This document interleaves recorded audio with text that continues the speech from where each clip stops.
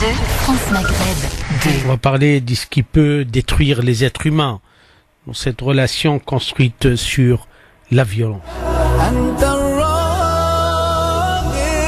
Et oui, souvent nous associons, ou ils associent, l'islam à la violence. Cet islam qui a conquis le monde avec la paix, avec l'épée, pardon. Cet islam qui a conquis le monde avec les guerres, avec les tueries, avec la barbarie, avec la sauvagerie. D'un côté, d'un autre côté, mais c'est quoi cet islam en fait qui permet à l'homme de taper sa femme? C'est quoi exactement cet islam aujourd'hui qui est associé malheureusement à toute forme de barbarie? On exige, on impose et on violente par tous les moyens pour que les autres soient musulmans.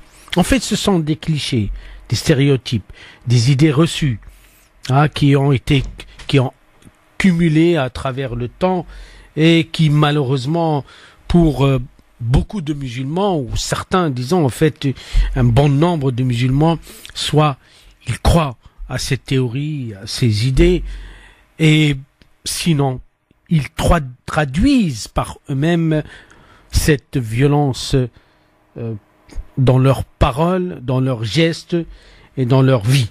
Et là, j'aimerais bien traiter ou se lever ou parler d'un sujet qui nous préoccupe tous en tant qu'êtres humains en particulier, c'est la violence. Lorsqu'on est croyant, on croit à Allah subhanahu wa ta'ala, on croit à un Dieu unique, lorsqu'on croit à un prophète sallallahu alayhi wa sallam qui a une œuvre exceptionnelle et qui jamais il a levé la main, jamais il a tapé, jamais il a violenté, que ce soit par les mots ou par les gestes.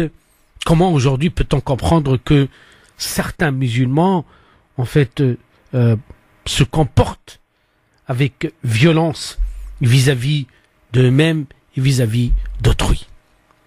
Je crois qu'il y a urgence aujourd'hui de nous remettre en question et d'abord de nous dissocier complètement de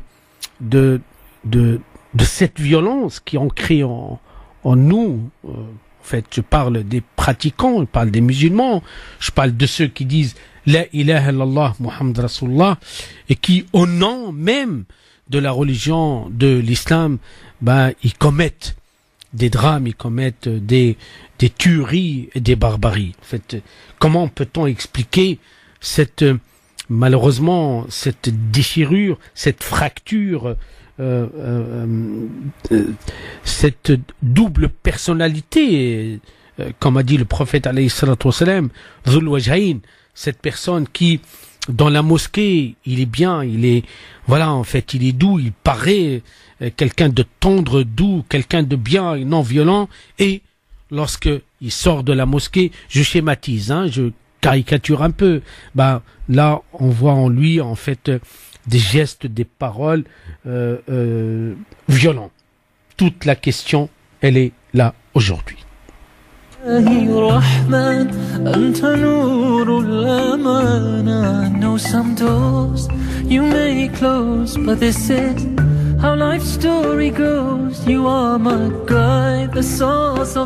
Bien évidemment, on n'est pas en train de généraliser, on n'est pas en train de dire que tous les musulmans sont violents, mais on est en train de dire que lorsqu'on est musulman, lorsque on intègre cette foi dans Allah subhanahu wa ta'ala qui est fondée sur la miséricorde, sur la douceur, sur la tendresse, sur l'amour de l'autre, sur la paix intérieure, il est inadmissible de voir des musulmans violents.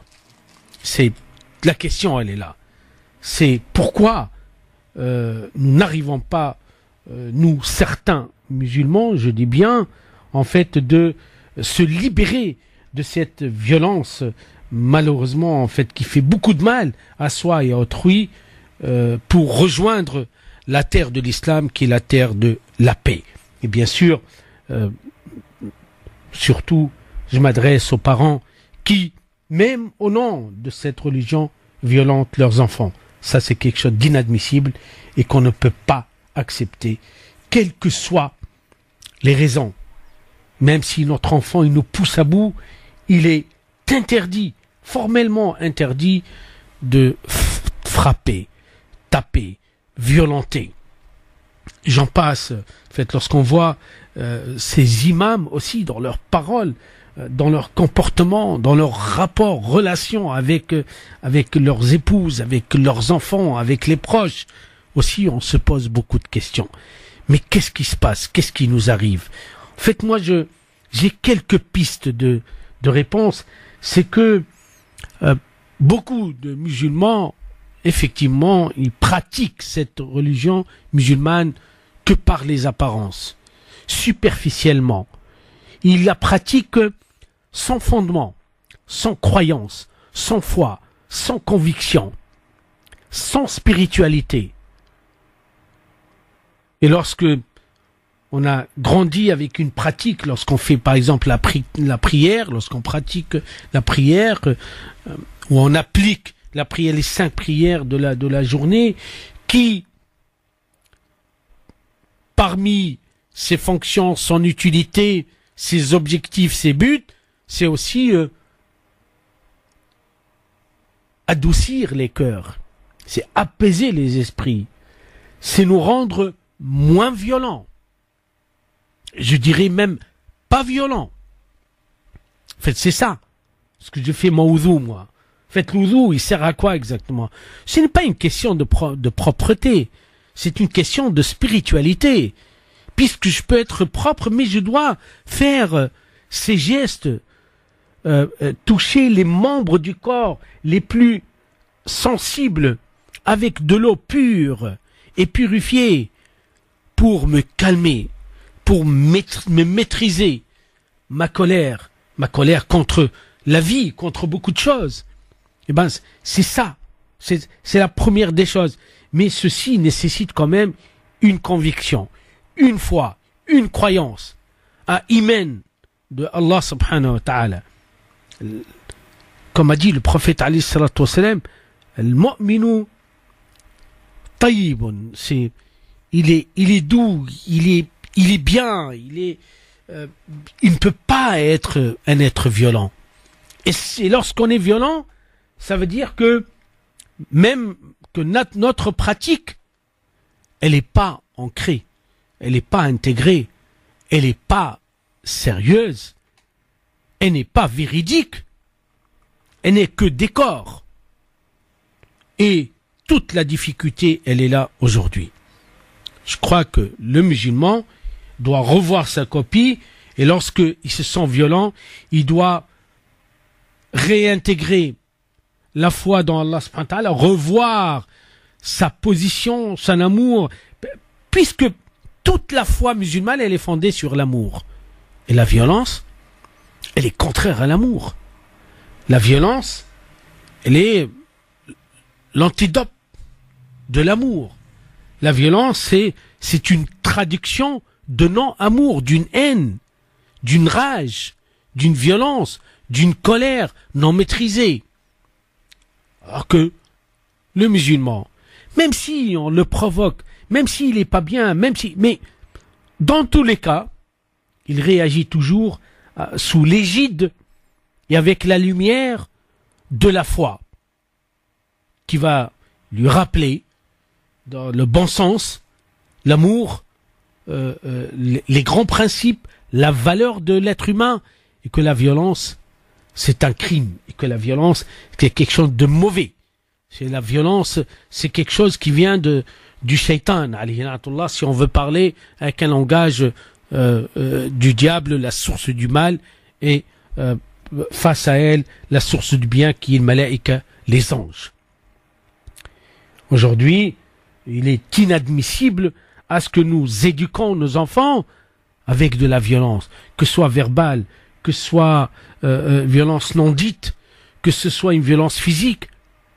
Il est inadmissible. On ne peut pas accepter. Et c'est contraire à notre foi dans Allah subhanahu wa ta'ala.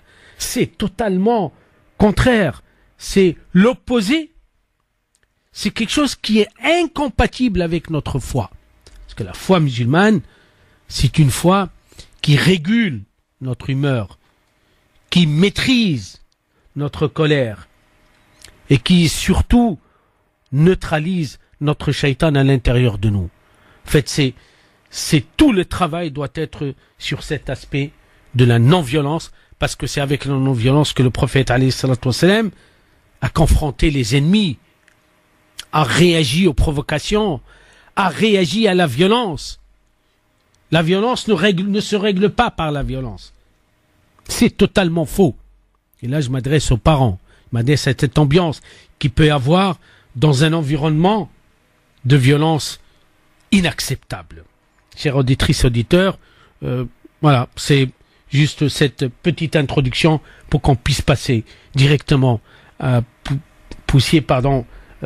passer à l'antenne en composant le 01 40 33 9000. 01 40 33 9000, nous sommes ensemble jusqu'à 22. Votre émission de Parler Islam sur les ondes de France Maghreb 2, 01 40 33 9000, vous connaissez le principe, vous posez la question et nous tentons d'y répondre clairement lorsqu'on connaît, bien sûr, puisque je le rappelle plusieurs prises, cette émission n'est pas une émission de fatwa, hein, pas du tout, hein, c'est on répond selon les réponses des savants musulmans sur des questions diverses. Eh ben, je parlais de la violence, et effectivement, lorsqu'on lit le Coran, il y a une trame, il y a une manière de présenter les choses, c'est la parole d'Allah subhanahu wa ta'ala. Et juste la forme, ça nous donne une idée de la nature de la parole d'Allah subhanahu wa ta'ala. C'est une parole apaisante, tranquille, calme, sécurisante. Ceci pour dire que nous, les musulmans, nous devrions aussi s'adapter et être conformes à la forme du Coran et à son contenu. Je vous rappelle le numéro de téléphone 01 40 33 9000 et nous allons du côté du standard. Oui, allô? Oui, salam alaikum. Salam wa rahmatullah. Je vous remercie pour le programme que vous organisez régulièrement afin de nous éclairer tant sur le plan spirituel que rituel. Et je reviens à ce que vous disiez à juste titre. L'islam, c'est un islam de paix, un islam de spiritualité, et non pas une simple gestuelle. Ce qui guide le musulman, c'est la paix et le cœur en réalité. Si quelqu'un doit s'interroger sur la manière dont il est par rapport à l'autre, pour avoir l'amour de Dieu, c'est comment il se comporte vis-à-vis des autres. Et je pense que chaque musulman, et une majorité de musulmans se comportent comme tel, comme un islam de spiritualité. Aujourd'hui, il est vrai, je reprends le discours que vous aviez tenu tout à l'heure, tout au début, un très beau discours, dans lequel, aujourd'hui, il faut savoir que, malheureusement, il y a eu des relents historiques, hein. Je ne vais pas vous rappeler le génocide juif. J'ai l'impression par les discours que l'on entend du matin au soir et qui finissent, excusez-moi du propos, par me m'écœurer, on va finir par sortir tous les musulmans. On va finir par porter un croissant vert si ça continue. Parce que le musulman est devenu un punching ball électoraliste. C'est devenu il stigmatise toutes les frustrations sociales, économiques et surtout politiques. Il est inacceptable d'entendre ce que des responsables politiques puissent dire vis-à-vis des musulmans. Et en dernier lieu encore Éric Zemmour, qui n'est peut-être pas un politique, mais qui a pignon sur rue, pour le moins pignon dans les médias, dans lesquels il se vautre en vomissant sa haine du musulman. Or, la majorité des musulmans est républicain. La majorité des musulmans se lèvent le matin pour assumer ses responsabilités comme papa, comme maman, comme scolaire, comme collégien, comme professionnel, dans tous les domaines de la vie professionnelle. Et aujourd'hui, on veut faire passer le musulman pour un méchant, pour quelqu'un qui déteste son prochain. Non, monsieur. Oui, les faits sont là. Il y a eu des morts. Mais tous les musulmans sont aussi attristés que celui qui aujourd'hui veut condamner le musulman. Nous sommes autant attristés du terrorisme en France comme du terrorisme qu'a connu l'Algérie et les autres pays. Et il faut préciser et repréciser que les musulmans ont été les premiers touchés par le terrorisme. Cessons de faire une affaire, je reprends la dernière affaire du voile de cette maman, cessons de faire de l'islam un tremplin électoraliste. Et là aujourd'hui on le voit gros comme une maison. Aujourd'hui, on veut faire croire qu'une maman qui vient dans un conseil régional, je reprends la dernière affaire qui a soulevé un tollé, eh bien, c'est de l'islamisme. Mais regardons ne serait-ce que les faits. Cette maman est venue faire découvrir à des enfants bénévolement et à son fils les institutions républicaines. Si en matière d'intégration, c'est pas un beau geste, je ne vois pas ce qu'elle aurait pu faire de plus pour démontrer son amour pour la France et des institutions démocratiques. Qu'est-ce qu'elle a eu en échange? De la haine. Elle a eu de la haine, rien que de la haine. Et je reprends ce que vous disiez. Je dis à la majorité des musulmans qui font un islam apaisé, exprimez-vous là où vous êtes. Éteignez des feux là où on veut les allumer. Faites en sorte que, oui, vous avez un islam apaisé et un islam pas avec un étendard. Votre islam, c'est un islam d'amour. Et ça passe par le cœur. Eh bien, montrez que vous êtes des musulmans pour qu'on sache qui vous êtes en réalité et non parce que des politiques veulent vous, défigurer. Voilà ce que j'avais sur le cœur à vous exprimer et barakallahu fekoum et continuez ainsi. Au revoir, monsieur. Merci, salam alaikum. Merci beaucoup. Oui, effectivement, on peut s'exprimer sur beaucoup de sujets qui nous préoccupent aujourd'hui, comme le sujet, par exemple, du politique, de cette classe politique, de cette classe intellectuelle aussi, face à cet islam. Et je crois que aujourd'hui, comme hier et comme toujours d'ailleurs, tant que la France en tant que pays n'a pas réglé son problème avec l'Algérie, avec ses 120 ans de colonisation, parce que c'est ainsi, le voile, vous savez, il vient pas d'aujourd'hui, il date de la colonisation, de l'époque coloniale. Tant que cette histoire n'est pas réglée sérieusement dans tous les esprits, avec un courage, en fait, de la part de l'État français à cette époque, pris par ceux qui sont là aujourd'hui, je crois qu'on va rester toujours cette cible, en fait, et que on va effectivement en fait être comme un otage et instrumentaliser que ce soit l'islam pour des faits politiques. Mais moi, ce que je crains réellement, c'est toute ma crainte, c'est que des Zemmour, on en a beaucoup chez nous aussi, à l'intérieur de nous, et c'est ça ce qui fait peur réellement. En fait, s'il y a un danger réel, si les musulmans aujourd'hui doivent faire attention, c'est à l'intérieur d'eux-mêmes et non pas à l'extérieur, parce que moi je préfère un Zemmour de ce type, au moins c'est visible, c'est apparent, c'est clair, que d'avoir des vendus de chez nous, des personnes qui annoncent, attestent la ilaha illallah Muhammad Rasulullah, mais en même temps ils poignardent leurs frères derrière leur dos. Tout le danger, il est là. 01 40 33 9000 et nous allons du côté du standard. Oui, allô? Oui, allô, salam alaikum, alaikum salam. Bonjour, bonsoir, monsieur professeur, un de mes professeurs, Sami Bedasmat. Samani, excusez-moi, vous déranger. Déjà, je voudrais faire un délicat, c'était mon anniversaire, mardi 15 octobre, j'ai eu 36 ans. Excusez-moi, vous déranger, je vous fais donc du téléphone. C'est quand que vous recevez plus rapidement possible le dimanche dans votre cabinet?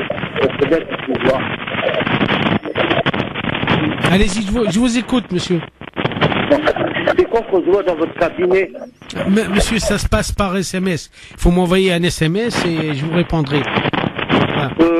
Ça serait bien, comme ça on fait le point de la situation pour accepter les choses. Donc, pour téléphoner, pour après, c'est pas pratique, quoi. Tout d'abord, je vous souhaite un bon anniversaire. Merci, monsieur. Et je vous souhaite une bonne santé et beaucoup de bonheur. Oui, j'ai eu 30. Donc, excusez-moi, je vais faire vite. Donc, je pars sur les temps pratiquants. D'accord. Mon père, c'est un musulman. Donc, il buvait. D'accord. Donc, on vous souhaite encore une fois un très très bon anniversaire et bon courage. Allah ya'awnik, Inch'Allah. Salam alaikum. Merci beaucoup. Merci. 01 40 33 9000. Nous sommes ensemble jusqu'à 22h. Et bien sûr, vous avez cette possibilité de nous appeler, de passer à l'antenne, de poser vos questions, vos interrogations et aussi traiter tel ou tel sujet. Nous sommes là que pour vous, dans un cadre bien légal, avec tout le respect de toute personne qui intervient. «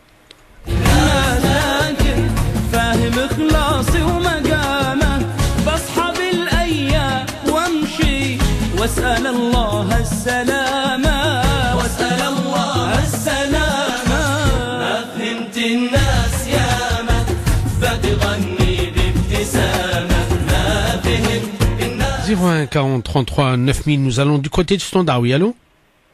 Oui, bonjour. J'appelle pour interagir pour les sujets.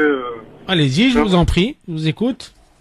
Bah ouais, c'est parce qu'on parle souvent, tout le temps, de la même chose et de la même façon.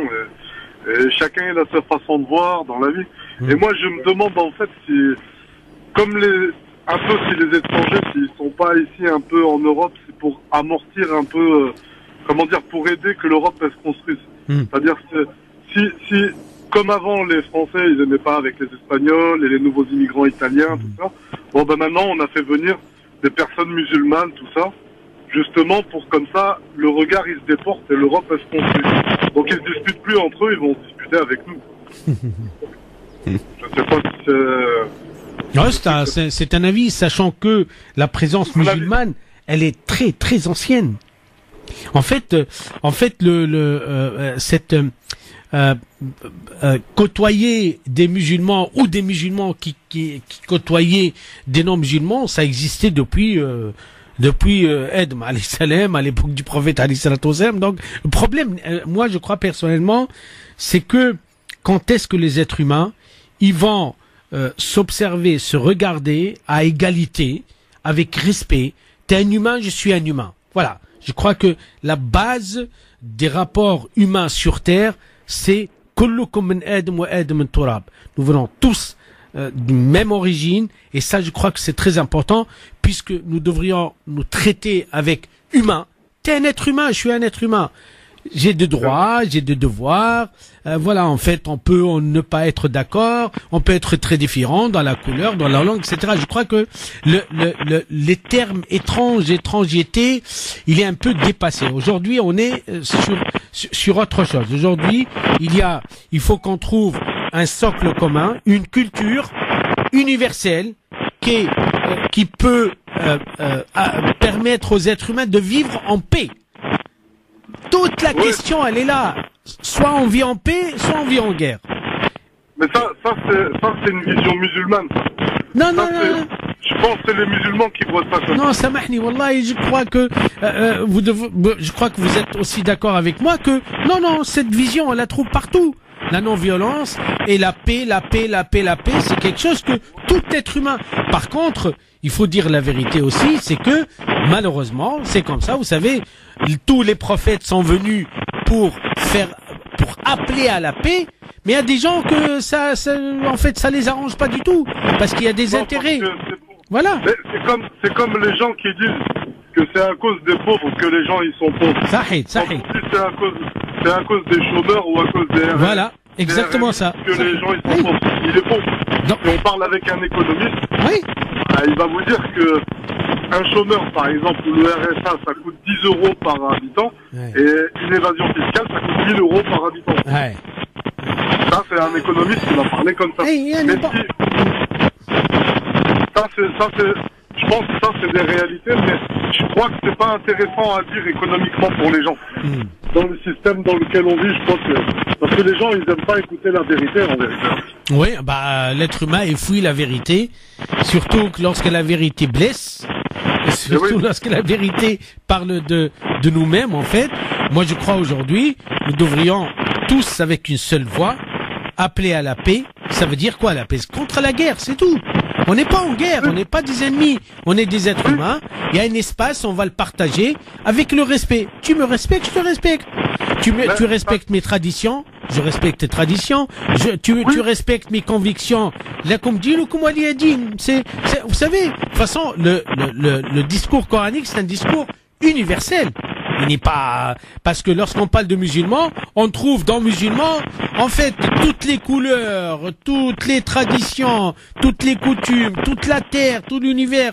Donc voilà, en fait, alhamdoulilah, heureusement. Oui, heureusement, et c'est grave.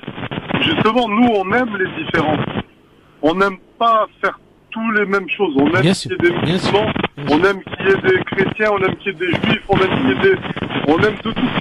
Parce que c'est ça qui fait la richesse de la vie. Exactement, exactement, exactement. Eh oui, c'est ça. Barakallahu Ça fik, arrange pas- je pense que ça arrange pas tout le monde. En tout cas, merci pour tout. Shukran, Pour m'avoir donné la parole. Allah يسلمك خويا شكرا بارك الله فيك avec un grand Shukran. plaisir il n'y a pas de problème salam Merci, barakallahu fikoum. À une prochaine. شكرا salam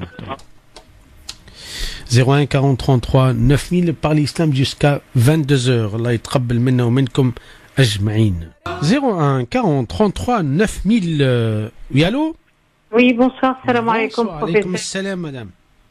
Je voudrais savoir, pour le Mawlud al-Nabawi, c'est le 9 novembre, qu'est-ce qu'on devrait faire? Wallahi, on peut faire beaucoup de choses. Je suis en train de penser à nos enfants. Je crois que nos enfants, ils ont le droit quand même à connaître un minimum sur le prophète alayhi salatu wassalam. Donc ça peut être une occasion pour, si jamais nous avons des enfants au bas âge, leur lire l'histoire de la naissance du prophète alayhi salatu wassalam. Ça peut être diffuser un film sur l'islam. En fait, voilà, c'est animer, utiliser tous les outils que nous avons. Ça, au niveau de nos enfants. Au niveau des adultes, je crois qu'on doit garder nos traditions. Vous savez, chaque pays, et dans même chaque pays, il y a des régions qui ont des traditions bien particulières à la naissance du prophète alayhi salatu wassalam. Et moi, je suis pour célébrer, fêter et réserver un temps pour... c'est une fête, voilà, nous allons fêter On peut la acheter le naissance. gâteau et les bougies, alors? Oui, on va tout ce qui peut traduire notre joie est valable, tout simplement. D'accord. Voilà, vous voyez. Merci Donc je beaucoup, crois que nos professeur. enfants ont besoin réellement, en fait, qu'ils apprennent que nous nous attachons à ce prophète de l'islam, donc prophète de l'humanité, qui a toutes les grandes valeurs de l'humanité, et nous allons traduire tout cela par des gâteaux, par une fête, par la joie. Je crois que c'est très important. Voilà, madame. Merci beaucoup. Rien, salam. Bonne soirée, au revoir. Ah oui, surtout, s'il vous plaît. En fait, voilà, j'espère que il y aura pas de rebondissement là-dessus pour dire voilà, c'est bid'a, c'est interdit. Je crois qu'on doit dépasser sérieusement cette mentalité, cette culture en fait de l'huzn, de la tristesse, la culture de le bid'a malheureusement qui n'est pas qui malheureusement a été mal utilisé par beaucoup de musulmans et que ça divise plus que ça unit les musulmans. Dernier appel avant la pub. Allô? Assalamu alaikum. Salam wa rahmatullah. Fidèle. Alhamdulillah, barakallahu fik. Je vous appelle pour pouvoir échanger un instant avec vous en ligne. Allez-y, avant la pub, yallah, sinon on va être coupé. Ok. Écoutez, c'est par rapport au sujet et à l'actualité. Oui. Effectivement, tous les différents messages que l'on peut avoir par rapport à notre religion. Le souci que je vois à mon niveau... Vous savez, vous en fait, subhanallah, vous approchez, vous éloignez du téléphone. Essayez parce que là, on vous entend mal. Ah, autant pour moi, parce que je l'ai à l'oreille, j'ai enlevé le Ah, c'est pas bon. Ça va? Est-ce que vous m'entendez? Allez-y, allez-y. Parfait. Donc c'est par rapport à l'actualité et comment l'islam peut être vu en France. Le souci, c'est la représentation qu'on peut avoir quelquefois dans les médias, c'est-à-dire qui parle, soi-disant, au nom des musulmans. Donc déjà, c'est la première problématique. On a très peu de personnes comme vous, comme Bajafil, ou comme les dernières personnes qu'on a pu voir sur CNews ou autres, qui sont en mesure de tenir un débat et de parler de manière la plus objective possible. Et en parallèle, on a des gens qui connaissent peu de choses sur l'islam, qui émettent même des propos qui sont erronés, qui sont des mensonges, et à force de les répéter, ça passe dans l'esprit français comme des vérités. Déjà, je pense qu'il y a la représentation que l'on a des gens qui se considèrent musulmans, parce que être représentant des musulmans, c'est quelque chose de très complexe. On a déjà du mal à être représentant de soi-même vis-à-vis de la religion et du Seigneur. Et puis aussi, il y a le comportement que l'on peut voir au quotidien, que ce soit dans les mosquées, que ce soit dans la rue, que ce soit avec nos enfants, les enfants de la communauté musulmane, car je suis musulman également. Et je pense qu'il y a déjà un gros travail à faire à ce niveau-là. Quelquefois, le comportement suffit à changer l'image d'un mouvement ou d'une religion. Moi, je vois au jour le jour avec les voisins. Je suis tout à fait d'accord. Les gens de la communauté qui ont le bon comportement et qui eux-mêmes sont français et qui n'ont rien à prouver, rien qu'avec le comportement, ça attire la sympathie, la curiosité, et ça se passe très bien au quotidien. Pardon, parce que là, malheureusement, vous dites des choses très intéressantes, mais vous êtes loin, en fait, on vous écoute très mal. Est-ce que c'est possible de nous rappeler pour que ce soit plus audible? C'est très important. Oui, non, juste parce qu'elle a la pub en plus. Voilà, donc essayez de vous positionner davantage. Barakallahu fik, merci beaucoup. Salam alaikum. Sayyidina Muhammadin wa alihi wa sahbihi ajma'in 01 40 33 9000. Et nous allons du côté du standard. Oui, allô? Allô, salam alaikum. Wa alaykum assalam wa rahmatullah. Ça va, cher? Alhamdulillah. Alhamdulillah.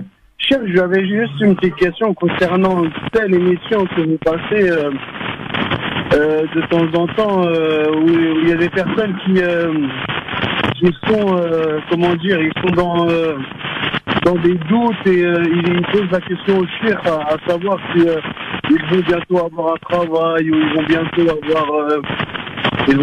avoir une situation. Ah, mais là, vous parlez de la voyance.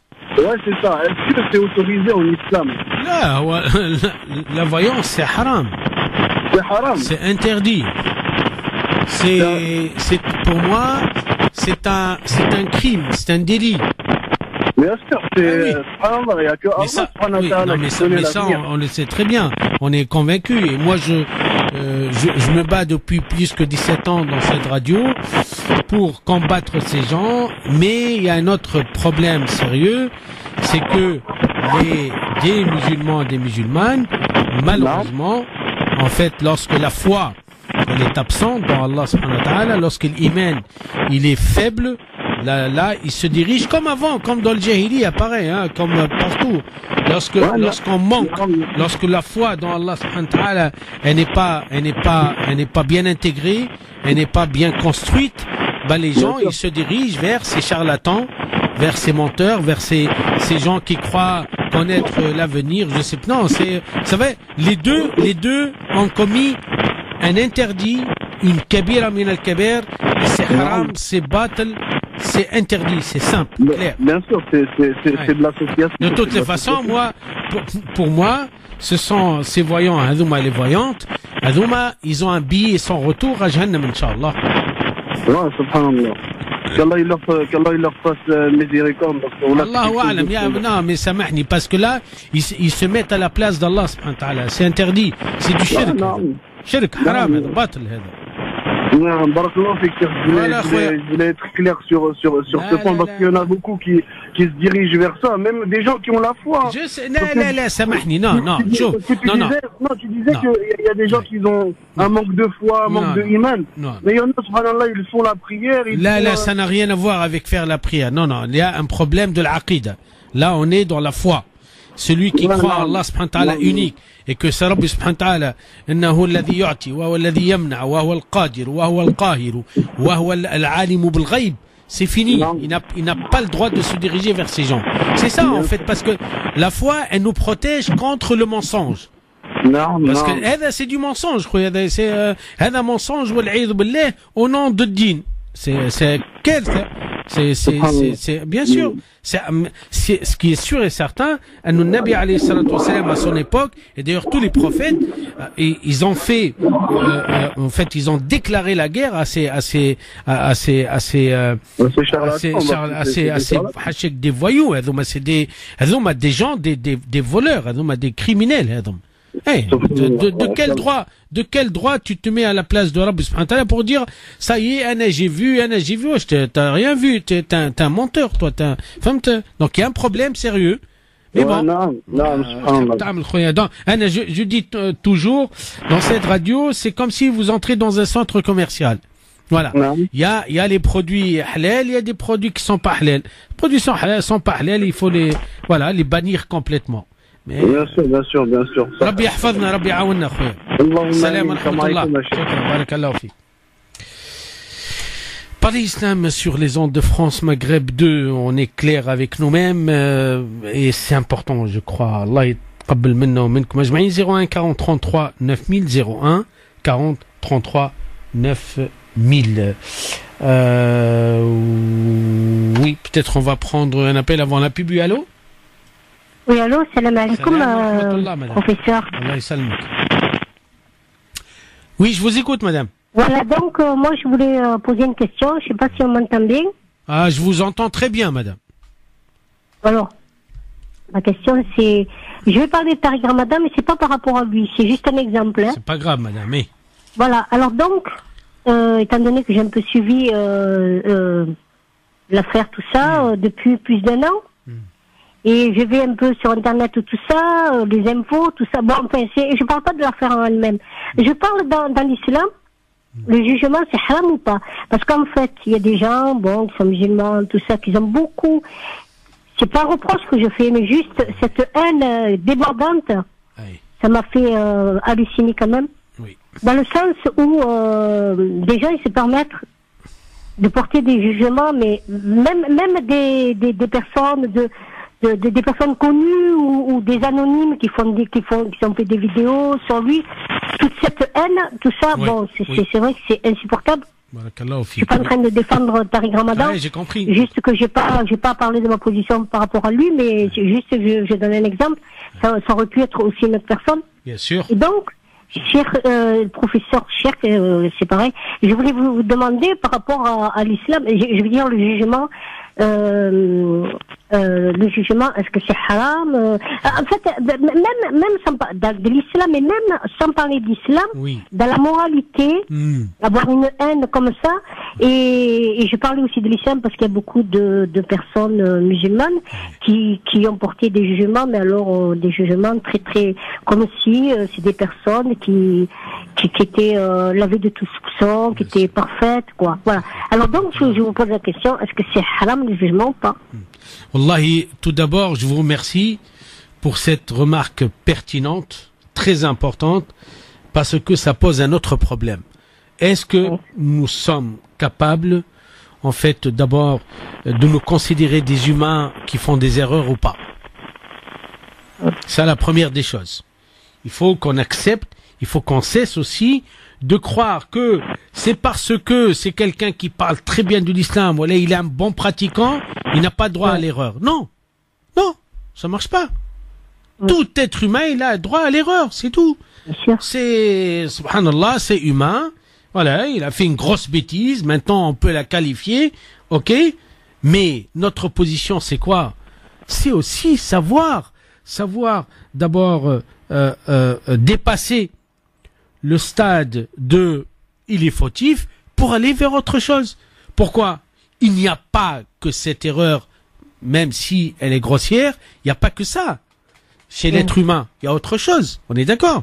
Il y a d'autres qualités, il y a d'autres choses qui sont très bien. Moi, je crois que, malheureusement, effectivement, beaucoup de musulmans sont tombés dans le piège des jugements, tout en oubliant que peut-être demain, ils seront dans la même position. Mais ça, on le sait. L'histoire nous a appris. Celui qui se met juge, demain, on va le juger. Celui qui se permet de condamner, demain, il va être condamné. Celui qui aujourd'hui se dit, voilà, l'autre, il est tel ou tel, il a fait, ben demain, ça peut arriver à toi. Ça peut t'arriver à toi. Et oui, effectivement, et nous le savons. Vous savez, et c'est la vie, c'est comme ça. Hein, il y a le renvoi de l'ascenseur. Donc je crois que on doit, même lorsque un des êtres humains il a commis une grave erreur, on doit relativiser, dédramatiser, et on ne doit pas être dans le jugement, parce que celui qui est malade de jugement, on va le juger demain, et sévèrement. Donc est-ce qu'on accepte d'être jugé? Si on se mettait un peu à la place, là on va se dire, ah, voilà, vous voyez très bien. Donc je crois que il y a la dignité humaine, il y a beaucoup de choses en compte. Donc nous, parce que, vous savez, on est sévère. On est très sévère avec nous, entre nous-mêmes, vous voyez. En fait, moi je crois qu'aujourd'hui, nous devrions relativiser les choses et se dire, voilà, il a commis une erreur, c'est bon, ça y est, pour nous, ça fait partie de l'histoire, c'est une tache noire, ok, mais allez-y, il faut avancer. On va pas passer toute notre vie à se jeter des pierres. Bah, c'est ça, à se tirailler. Bah, c'est ce qui se passe. Et tout le grand problème de la communauté, je dis bien la communauté musulmane, en fait, tous ceux qui s'appellent musulmans, c'est là, c'est ici. on n'est pas capable de se pardonner, on n'est pas capable de dépasser nos erreurs, on n'est pas capable aussi de se donner des chances. Malheureusement. Et surtout lorsque ça vient des gens qu'on connaît aussi. Ah oui, là c'est une faiblesse pour moi. Donc, on n'a pas le droit de réparer une erreur par une autre. On n'a pas le droit de régler un problème par un autre. Qu'est-ce qu'on a fait? Ok, d'accord. Il est tel, et alors? Et après, on a fait quoi? Est-ce qu'on a réglé le problème? Non, c'est pas vrai du tout. On a enfoncé. Je crois que ça aussi, il faut qu'on revisite ou qu'on revoie notre copie. Il faut qu'on se rende compte. Il faut qu'aujourd'hui, effectivement, on se juge. Hein, chacun il se juge pour qu'on arrête malheureusement cet acharnement, cet harcèlement, cette haine, et effectivement parce qu'on est dans la haine. Et je crois, le musulman, lorsqu'il est habité par la haine, malheureusement, il risque de perdre la meilleure des choses qu'on a, c'est la foi, la lumière. Parce que la haine ne peut pas être à côté d'une lumière. C'est impossible, ça n'a pas de sens. Impossible. Pourquoi les compagnons du prophète alayhi salatu wassalam, ils n'ont pas commis des erreurs?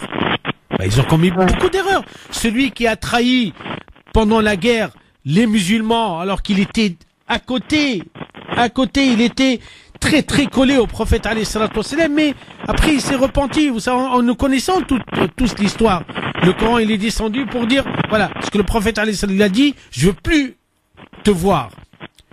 C'est fini. Je te bannis complètement. Parce que c'était grave, vous vous rendez compte? C'est une trahison. Complètement. Et là, le Coran, il est descendu pour dire, Al-Afou, c'est bon, ok. Là, maintenant, il a eu ce qu'il méritait. Y aller, on y va. On va dépasser le stade. On va, c'est parce que on peut pas construire des relations avec la haine. Impossible. Ça n'a pas de sens. Parce que la terre tourne, et on sait pas qu'est-ce qui peut se passer demain. On sait pas. Il y en a beaucoup qui le jugent par rapport à ses actes, mais il est pas jugé à son procès, c'est pas par rapport à ses actes. C'est ça l'amalgame qu'il y a. Oui, mais vous comprenez ce que je veux dire? Oui, bien sûr, madame, mais voilà. vous savez. Parce qu'on est en France, je veux dire, ces actes-là, ça lui est personnel, c'est sa vie intime, c'est vrai que les médias ont joué un grand rôle aussi. Hein. Oui, non, mais c'est pas ça, c'est que nous le savons très bien, c'est vrai que ça fait mal à beaucoup de gens, c'est une déception totale, ça on l'a très bien compris, mais dépassons ce stade-là, le choc qu'on a eu tous, faut le dépasser, on va pas vivre avec ça. Et quand même, il ne mérite pas les insultes. Oui, voilà, c'est ça. En fait. Il y a une haine, mais il ne doit rien à personne. On dirait qu'il doit quelque chose à quelqu'un. Il ne doit rien à personne. Exactement. Barakallahu fik. Non, je crois que ce sujet, il est traité de cette manière. Moi, je vous félicite énormément. C'est vrai d'attirer l'attention aux musulmans pour dire, vous savez, lorsqu'il y a une personne, que ce soit célèbre, connue, je ne sais pas quoi, qui fait une erreur, il faut relativiser, dédramatiser, et surtout, ok, c'est bon, ça y est. Subhanallah. Quoi, qu'est-ce qu'on veut exactement? L'égorger, le tuer, l'assassiner, qu'est-ce qu'on veut? C'est ça aussi, la question, elle est là.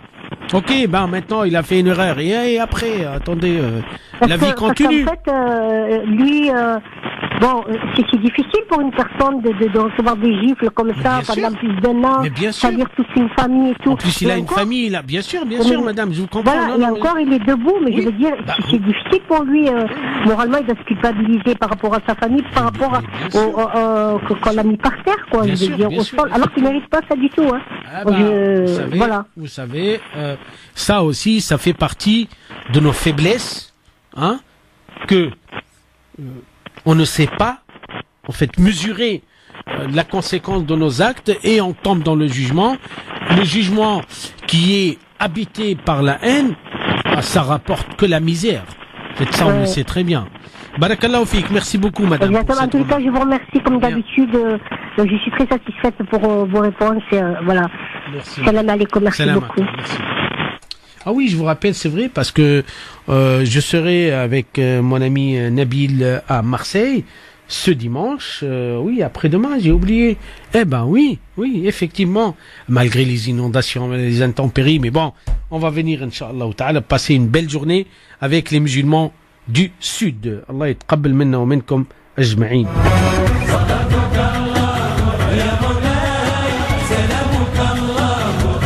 rappelle, numéro de téléphone 01 40 33 9000. Il nous reste encore, oui, alors, disons, une demi-heure. Ouais. Marhaban bikum jami'an.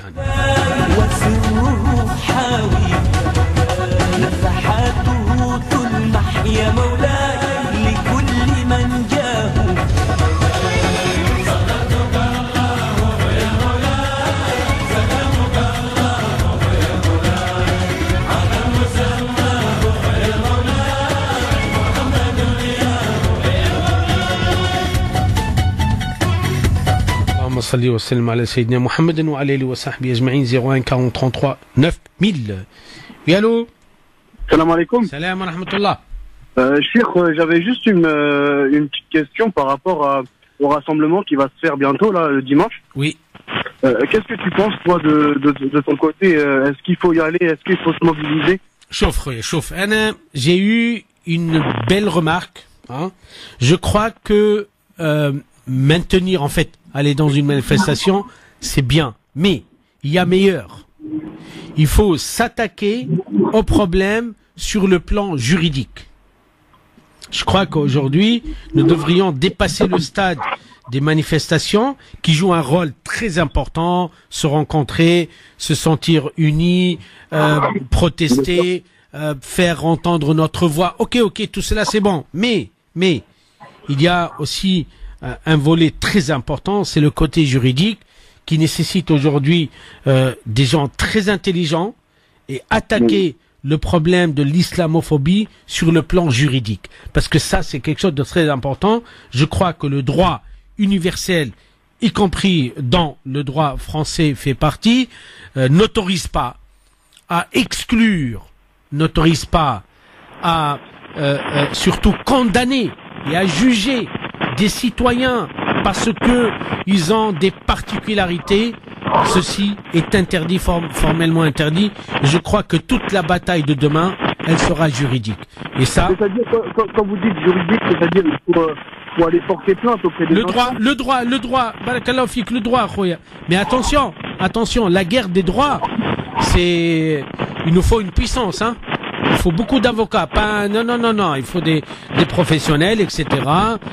Je crois que ça c'est quelque chose de très important et j'espère qu'effectivement, en fait, voilà, l'histoire nous a montré, nous a appris que il y a des guerres juridiques qui doivent être gagnées sur le plan juridique. Bien sûr, moi je suis pour les manifestations et pourquoi pas aussi réfléchir encore une fois à une autre manière de manifester. Vous savez, on invente. Il faut inventer. Parce que si on fait la même chose, je crois que ça devient banal et qu'on ne peut pas être entendu et écouté. Voilà, en fait, je crois aujourd'hui, il y a beaucoup de gens qui aujourd'hui réclament leurs droits, mais ils utilisent des moyens, en fait, qui sont conformes à leurs attentes et qui, parce que vous savez, aujourd'hui, pour se faire entendre, il faut utiliser des moyens très intelligents. Vous savez, je crois aujourd'hui, lorsque je vois un peu les Facebookers musulmans, là, je me pose beaucoup de questions, mais qu'est-ce qui se passe? Bien sûr, vous savez, Facebook aujourd'hui, avec tous les moyens aujourd'hui que nous avons, et je crois aussi nous avons une responsabilité personnelle. Chacun dans 01 40 33 9000, nous allons du côté du standard. Oui, allô? Allô, salam alaikum. Salam wa rahmatullah. Vous m'entendez bien? Oui, très bien. Alors, je voudrais rejoindre ce que disaient les auditeurs juste avant. Moi, j'ai pas de questions, je voudrais juste faire un constat. Ça, c'est mon point de vue. Ensuite, j'aimerais bien que vous me dites ce que vous en pensez. Alors, moi, comment dire concrètement, ce qu'on subit actuellement avec tous les actes d'islamophobie, pour moi, je vais vous dire une chose. Pour moi, l'islam en France est vraiment malade. Ça, c'est un constat que j'ai fait depuis longtemps. Pourquoi je dis qu'elle est malade? Parce qu'aujourd'hui, la communauté musulmane française n'est vraiment divisée aujourd'hui. Que ce soit la communauté maghrébine, turque, pakistanaise, dans son ensemble est divisée. Aujourd'hui, si on subit tous ces actes d'islamophobie, il faudra se poser la question pourquoi aujourd'hui, nous musulmans, on n'est pas unis. Alors moi, ce que j'ai envie de vous dire, c'est un mal pour un bien. Je répète, c'est un mal pour un bien, dans le sens où je pense que ça, c'est Allah qui nous a lancé cette épreuve-là, pour que nous, aujourd'hui, musulmans, on puisse se réveiller et demain, je l'espère, donner une autre vision de ce qu'est l'islam. Parce qu'aujourd'hui, j'ai l'impression que les musulmans, dans son ensemble en France, ont complètement oublié qu'est-ce que l'islam. L'islam, c'est la religion de la quoi? De la justice, de la morale, du respect, etc.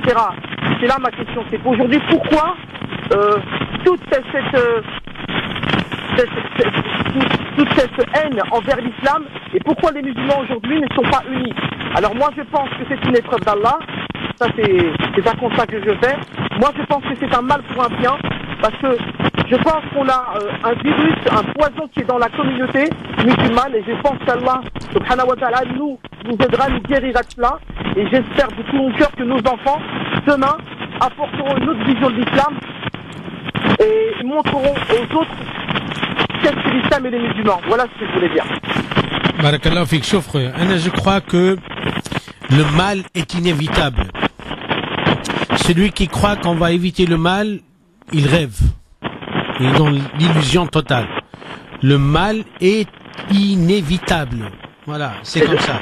Le shaitan, ayatollah, il travaille jour et nuit, il est là. Et Rabbi subhanahu wa ta'ala lui a donné l'autorisation de dévier les êtres humains, de les rendre les plus sauvages sur terre. Deuxièmement, le prophète alayhi salatu wa salam avec ses compagnons, avec la première génération, ils étaient unis. Et pourtant, ils étaient attaqués.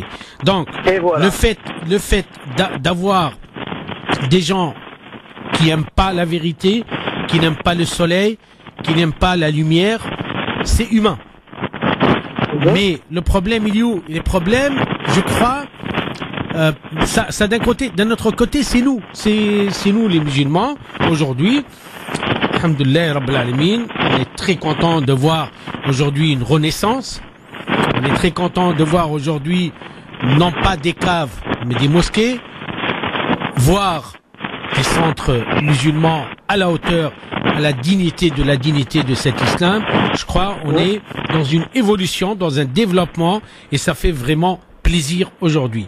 Par contre, ce qui reste, c'est aujourd'hui les musulmans, et ça on le dit depuis très longtemps, et tout le monde le sait, ce qui manque, c'est les moyens de communication. Aujourd'hui, il faut dire que tant qu'il n'y a pas de médias qui aujourd'hui s'alignent, disant qu'ils peuvent devenir le porte-parole réel. Vous savez, aujourd'hui, qu'on le veuille ou pas, les médias jouent un rôle très important.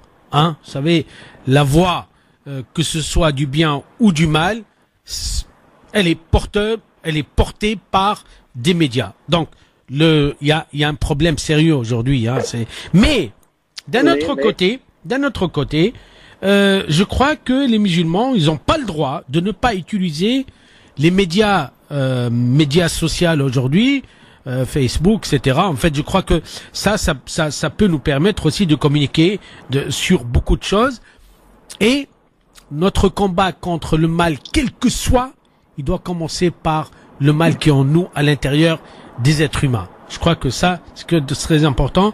Et je suis convaincu, c'est par la spiritualité, par la droiture, par la non-violence, par l'amour, qu'on va combattre le mal, d'où il soit, quel que soit son degré de force.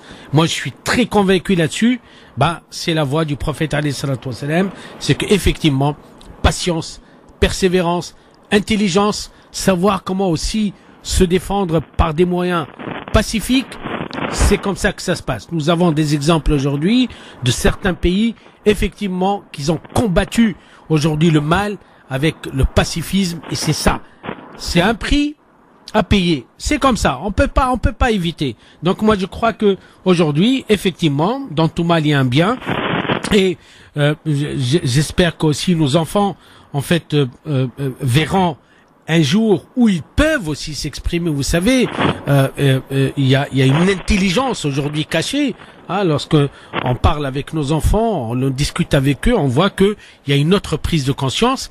Et grâce à Dieu. Donc, il faut pas que l'islamophobie devienne une phobie pour les musulmans. Il faut pas que ça nous fait peur. Au contraire, voilà, c'est humain. Mais toute la question, c'est par quoi répondre et comment répondre. Lorsqu'on arrive un jour à répondre intelligemment, avec patience, avec persévérance, avec confiance en soi, là, je crois que, oui, on ira très très loin. Voilà. Écoutez, professeur, je rejoins entièrement ce que vous dites. Par contre, moi, ce que je pense, c'est que quand les musulmans délaisseront moins la religion, seront plus spirituels et seront plus solidaires, je pense qu'on changera les choses. Oui, ah oui, mais forcément. Aujourd'hui, c'est pas le cas. Ça viendra avec le temps. Chauffe, frère. Je crois, aujourd'hui, ça viendra avec le temps. Aujourd'hui, nous devrions aussi être fiers de ces musulmans qui investissent. Aujourd'hui, je vois des projets, je dis, machallah, c'est vraiment, ça fait un grand plaisir pour le bien de tout le monde. Attention, on n'est pas dans le communautarisme, non, on est dans le bien de tout le monde et pour tout le monde. Je crois que ça viendra avec le temps. Voilà, c'est comme ça. En fait, vous savez, on peut pas changer les êtres humains juste par une baguette magique. On peut pas changer les êtres humains ou nous-mêmes. On va pas changer juste par passion et juste parce qu'on a envie de changer. Non. Le changement, c'est un travail au quotidien, chaque instant, et ça commence par le changement dans notre pratique de la prière. Ça, c'est quelque chose de très important. Lorsque un jour viendra, lorsqu'on entre dans une mosquée et ça devient l'endroit le plus propre de la terre, d'accord, que les musulmans sont alignés comme il le doit, il y a un respect total mutuel, là, on va dire, là, on a gagné une bataille. Voilà. Merci beaucoup pour votre réponse. Alors 01 40 33 9000. Parler Islam sur les ondes de France Maghreb 2. Ensemble, il nous reste 15 minutes.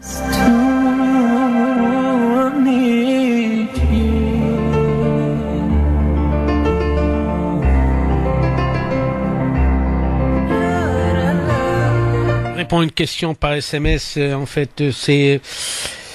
je voulais savoir si une femme musulmane non voilée se voile pour le Hajj, mais à son retour, est-ce qu'elle peut continuer à ne pas le porter, le voile, et doit-elle le porter? Voilà, en fait, bon, je crois que moi, je reste toujours en fait sur ma position. On fait le Hajj dans un uniforme, et lorsqu'on viendra, on en parlera, Inch'Allah ta'ala.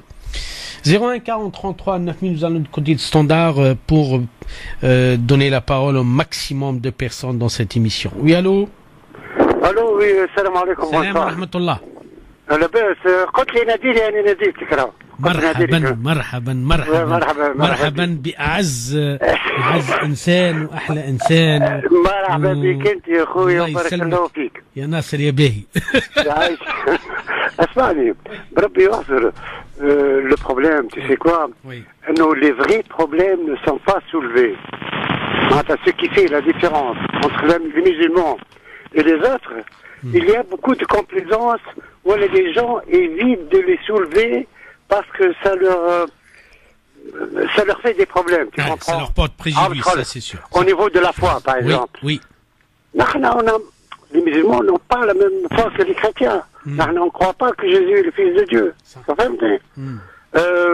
Avec les juifs aussi, on ne croit pas que les juifs sont les enfants de Dieu, ou le peuple élu de Dieu, etc.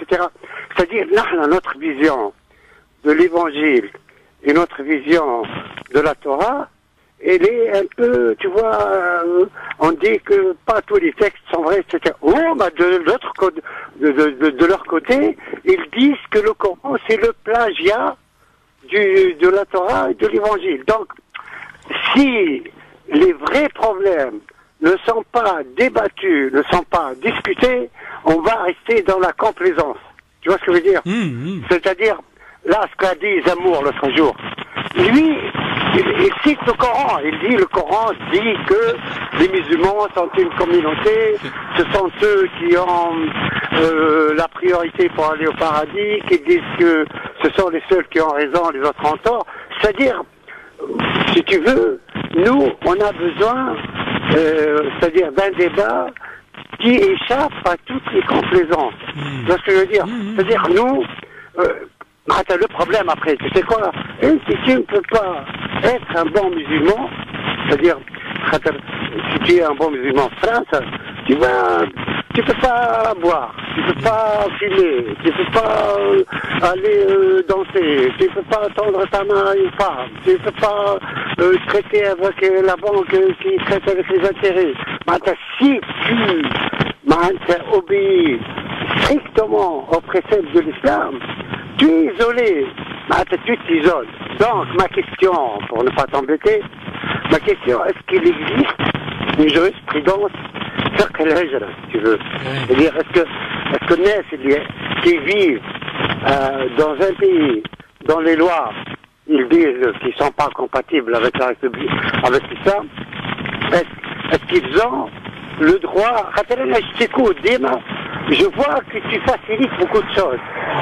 D'un côté, c'est bien, ou d'un autre côté, les gens disent « Oh, non, il facilite tout, c'est pas bon, je sais pas quoi. » Est-ce qu'il existe une jurisprudence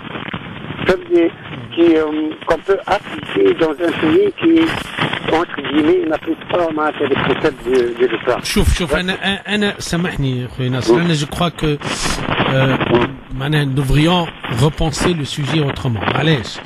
Et aujourd'hui, on n'est plus dans le schéma de minorité et majorité. On n'est plus. C'est fini.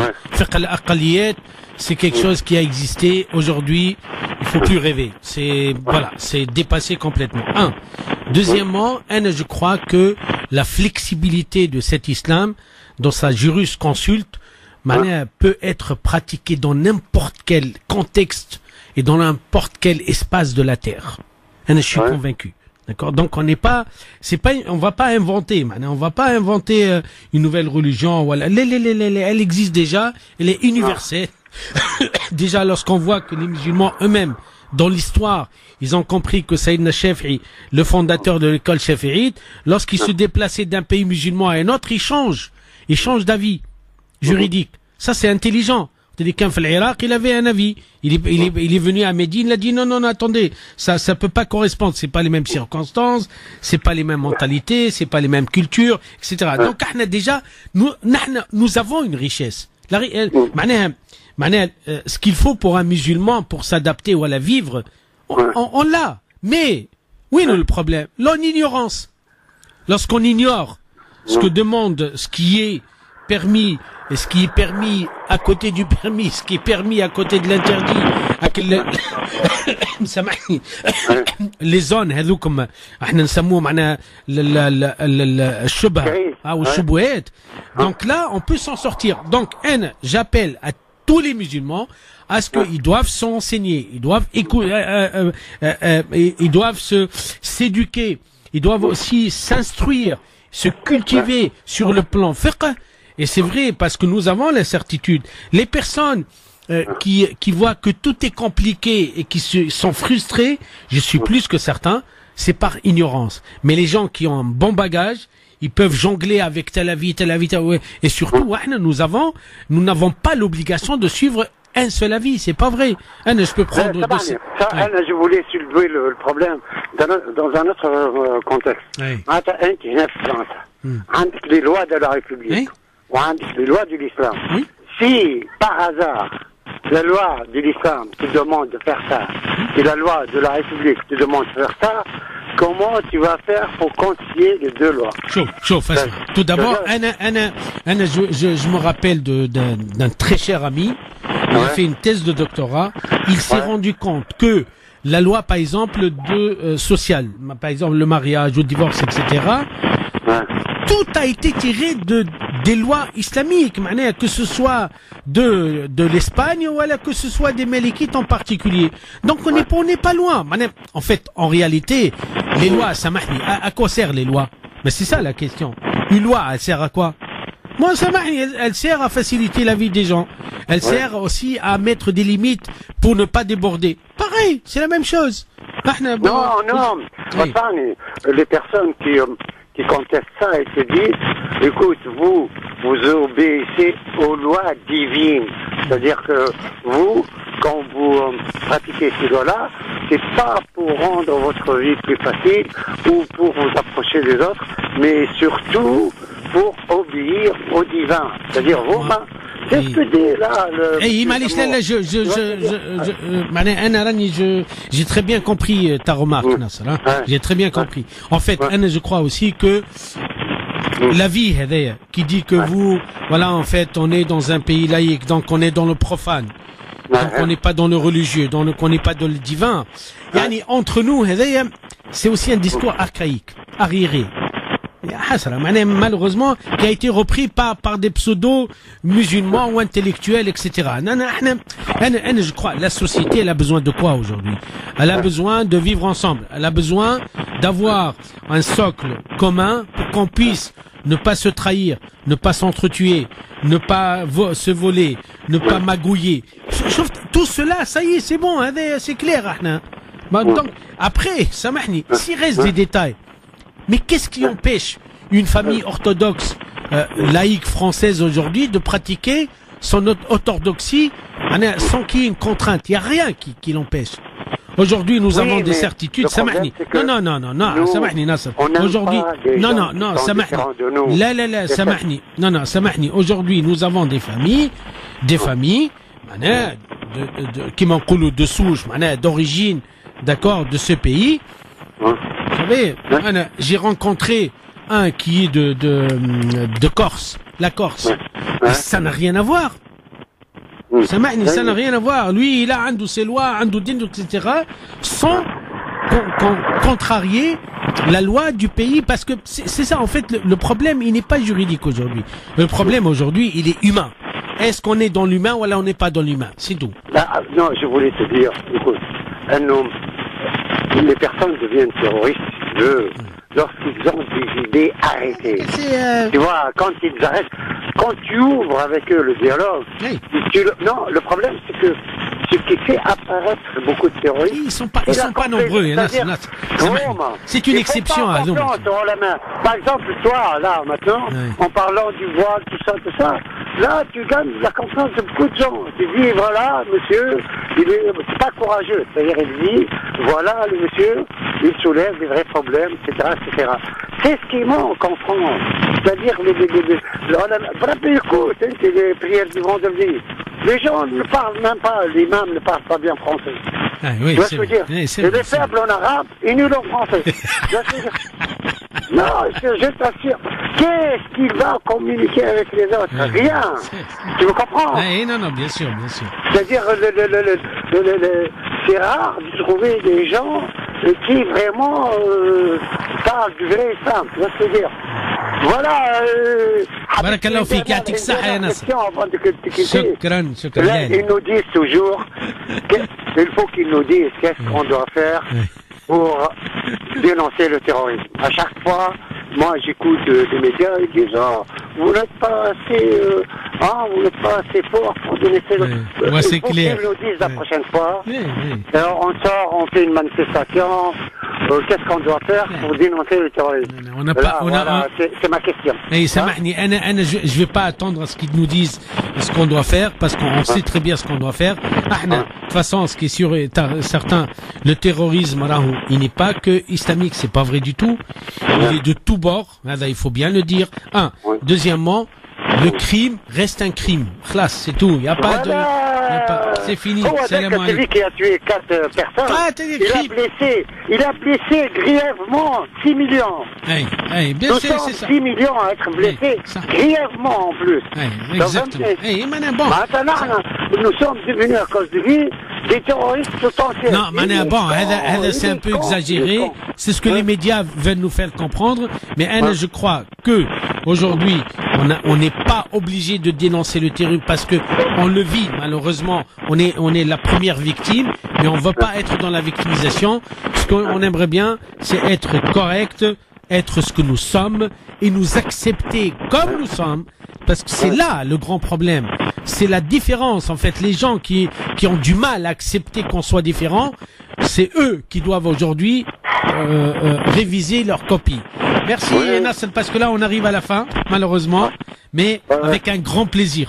Merci à toi, Samy, bon courage à toi, et bonne soirée à toute l'équipe, merci beaucoup. Shukran Nasser, shukran. Shukran Habibi. Pas l'islam sur les ondes de France Maghreb 2. En fait, il nous reste 4 minutes. Je ne sais pas si on peut prendre le dernier appel ou pas. Oui. Allez, on va le prendre avant la fin. Oui, allô? Allô? Oui. Oui, bonsoir. Non, je fais juste une petite apparition très rapide.